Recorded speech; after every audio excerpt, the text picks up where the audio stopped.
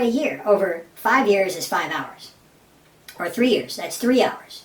Now, for you to save that 10% that day, was it really worth the 3 hours? What about the telemarketing calls? What about deleting the junk emails? Now, it's understandable that if you buy someone, they're going to email you. That's cool. I love that.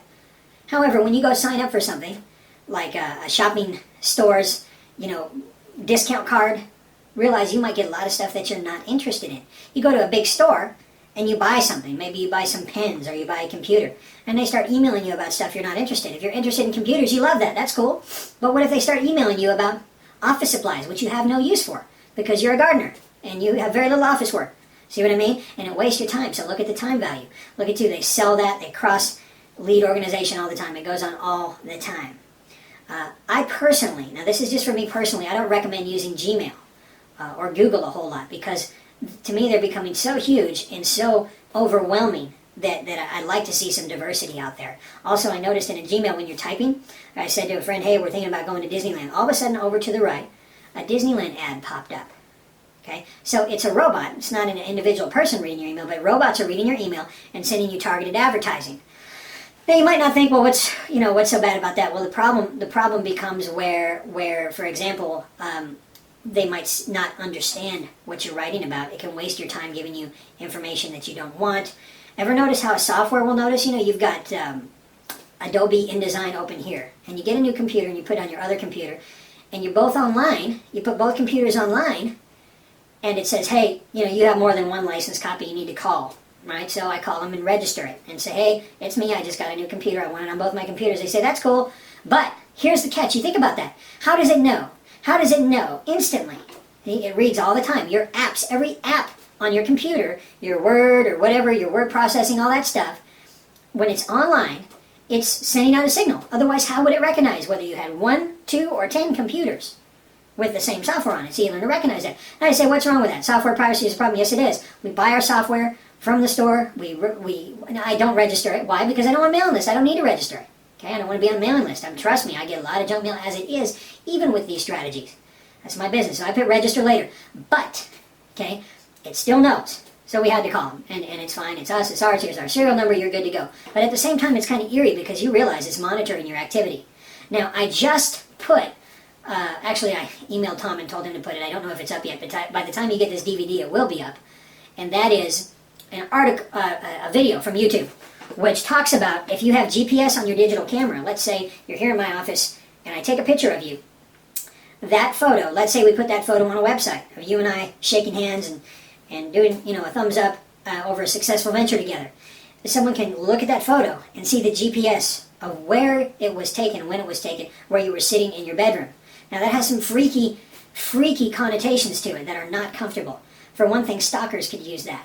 Okay? Pedophiles who are tracking children. So I want to warn you, if you have children or if you're a young lady, matter of fact, every person should protect themselves. So if some scumbag on the internet sees that picture and knows how to decipher the GPS off the photo, okay, they can find out where you or your kid, where that picture was taken. If it appears to be in a home setting or a bedroom, they can find exactly where they are. That's freaky. That's undesirable. Okay? That's a default that most people don't know about, that many of these things track you all the time.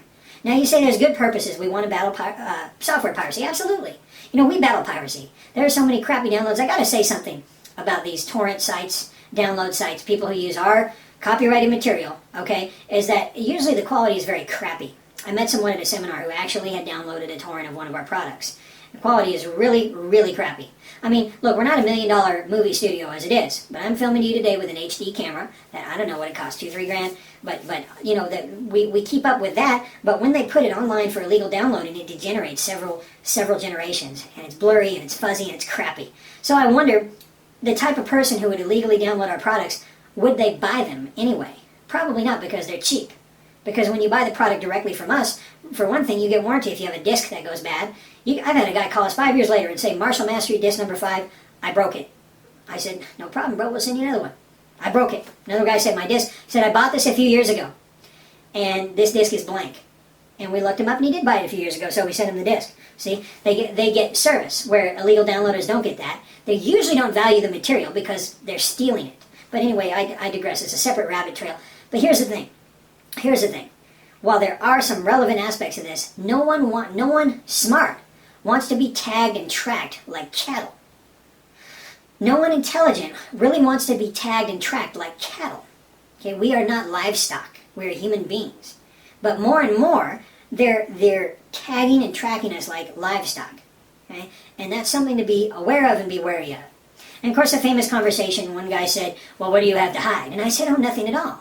I said, matter of fact, what do you have to hide? And he said, nothing. And I said, good. Let me pull out a plastic rubber glove here, surgical glove. Let me put that on. And if you would please bend over, I want to search your body cavity for contraband. It's been in the newspaper. There's been a lot of drugs in there. I'd just like to check and make sure you're not carrying any drugs. Would that be okay if you could just bend over? I could do a body cavity check. The guy got all indignant. I said, well, what's wrong?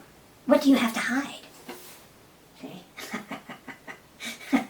Like how I handle conversations like that when someone's foolish. If we go on the premise of having nothing to hide, then why can't I do a body cavity check on you, sir? And of course, I wouldn't have done it had he agreed. And I didn't have a glove on me anyway. I was making an example of the foolishness of his argument, okay? That it's uncomfortable to not have privacy when there is nothing to hide. I mean, is your bathroom, are there glass walls so the world can see you going to the bathroom? Okay? Is nothing sacred anymore in this world?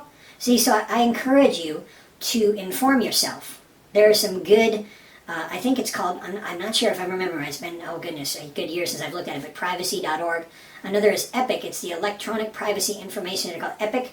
I think it's epic.org if I remember right. Go check those sites out and learn about privacy and learn how software tracks you and monitors you so you can make intelligent decisions and choices that will protect the sacredness of your space. Does that make sense? Nothing freaky, nothing insane, just common sense. Most people never even look at it, and by default, whoa, there's my chair. By default, they end up having their time and their information sold. It's your information. Shouldn't you have a say in its use? See what I mean? But people don't realize this, so they go, oh, a discount. Oh, here, dangle some candy. Here, sign up. Get a discount. Register now. I remember that as a very young man, in fact. I bought, what was it? I remember we had a shed with no heating. I bought an electric blanket. And there was a registration card in, and it was like $20-30. I said, why would you register this? Because my dad said, oh no, they want a mailing list. And you notice it asked your age and your income range. Why is that? It's valuable to marketers. I'm not saying there's anything wrong with that. Okay, people in that industry make a lot of money, and they help serve the businesses who actually sell the products, and many people are benefited by buying products like that. But my point is, you should have control. You should have choice. You have choice. Okay, and that's the thing. So I urge you to be informed. Remember, theft happens by neglect, default, or ignorance. So be informed. Now, I don't recommend, a lot of people go on YouTube and post everything about their lives, and any stranger in the world can see that. Now, I have a friendly, not YouTube, rather Facebook. I have a friendly Facebook page for Scott Boland. Why? Because I have a lot of students and clients and friends out there who like to interact. But we use it as a promotion device as well. Of course I do. Absolutely. I'll often put my broadcasts and videos and quotes there. I've met some great friends there and hooked up with some friends from years ago even. But at the same time, it is a business tool. It is not personal. I don't go on there and say, gee, I'm cooking eggs for breakfast. Or, oh, it's a rainy day. No, I don't do that kind of thing. Okay? Or put personal information on there. Go to your privacy. When the big privacy thing happened over at Facebook, a lot of people had never bothered to even look in their privacy settings. So people were stalking them right there on Facebook. So go look at your settings, and you can pick them, choose, exercise choice as much as possible. Does that make sense? It's up to you to look into these things and find a way that works for you. Now, another thing, let's move to another subject now that I want to talk about. We're covering a lot of area in this month's DVD. I want to talk to you about simplicity and power in your intention.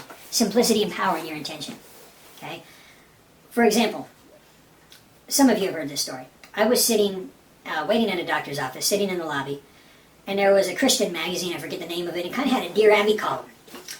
And it was like, Dear Abby, or whoever her name was, my kid wants to get a tattoo. What should I do? And the little Christian Abby said, oh, you should tell them you love them, and Jesus this and Jesus that, and her answer was like a page long. It was fluffy. It was weak. I thought, here'd be my answer. My kid wants to get a tattoo. What should I do? Nope. No. No. That's it. No. See how easy it is? And anything in life, you need to learn to develop a no when it's something that's encroaching, when it's not empowering, when it's destructive, when it's harmful, when it's an energy vampire, to just say no. No. So that'd be my answer. It wouldn't take a page. You just say no. Say no. What if they scream? What if they yell? What if they are unhappy? You say, no. No. That's it. You got to draw the line somewhere, okay? Because It's the same thing, you know, someone asked me, my kid wants to go on a sleepover, I'm not uncomfortable, I don't know the teenager over there that's at my martial arts studio years ago. I said, say no. But she'll be unhappy, she's 8 years old, and there's a teenage boy over there, you know, the older brother of the sister. I say no. And he really didn't, he just felt it wasn't right. So here's what I said to him. I said, let me ask you a question. What's the worst that could happen on a sleepover? Just let that sink in. And boy, man, his eyes went white and he had shock in his face as he pictured the worst that could happen. And I said, okay, we got that? Good. And I said, let me ask you this. What's the worst that could happen if you don't allow a sleepover? And he goes, oh, well, she'd be a little disappointed. Oh, gee, Dad. And, you know, she'd be a little bit disappointed. I said, okay. So now you choose. And he goes, oh, it's simple enough. I'm just going to say no. I said, okay, go with your instinct. You're a parent. You were given an instinct. And you as individuals to protect yourself. And if you're not a parent, you've been given a self-preservation instinct. And sometimes you just got to say no. And you can say no to anybody who wants to do something negative to you and use the energy test. If it's anti-life, if it's encroaching on you, if it's not empowering, does this empower me or weaken me? And learning to say no. And that's important because there are so many energetic intentions at work through people. I didn't necessarily say in people or from people, but through them. You get a religious door-to-door. I had one of the Jehovah's Witnesses, no offense, nice people, but they kept coming to the door. And it was rude, and it was interrupting me, and it was waking me up. Come by early in the morning. I was working late nights, concerts and nightclub security back in the day. And finally, I looked at her and I said, don't come here again. And she said, well, what about your soul, saving your soul? And I said, no, don't come again. And then I said, give me your information. I said, I'm calling your little church here. And her friend grabbed her and said, no, we need to knock this place off the list. Sometimes you have to be assertive. You be polite, and people they'll go as far as you let them. I call it detrimental compassion or detrimental politeness. A lot of these people, they're trained to go as far as you will allow. Now remember that how you allow people to treat you, you are training them to treat you. And whatever you tolerate will grow. There are two things you should write down. Rewind and write those down. They're good ones. Okay, moving on. This is a clean canteen. It's clean with a K. Clean canteen. And here's a salute to you, mastmem members. This is distilled water, by the way. Why do I use this? Because it's steel. Now, a few years ago, when we bought these, you find you drop them and they get dented real easily. They seem to have made them strong now. And why am I using steel? Why would I prefer to drink water from a steel bottle? Well, for one thing, it tastes better. For another thing, a lot of the plastics are known to release BPA, which is an estrogen-inducing chemical, BPA. You can look it up online. Getting back to online, by the way, I noticed this. If I search through Yahoo or Bing or other sites, I get different results. Okay, Google is not the only search engine in existence. So expansion, mind expansion and thinking. But getting back to this, steel, I recommend it. I like them. I like it. And steel doesn't let off BPA. Okay, and the plastic and estrogen. Who needs more estrogen? Think about it. Okay, why distilled water? Because it's clean and pure. There's no impurities in it whatsoever. They say, well, you need minerals. Well, true. And once in a blue moon, I'll have some other kind of water, or mineral water, or juice, or milk. But the thing is, most tap water is known to have fecal matter, to have residue of pharmaceuticals in it. Tap water can be some scary stuff. Distilled water is worth the price. Now, I have my own distiller. Okay, it cost, I don't know, it's about $1,200, I think. I had a small one before that was a few hundred. And it would probably give me the equivalent of 2 of these over a day or so if I just left it on. But you can buy distilled water at the store, and it's much more healthy in my opinion.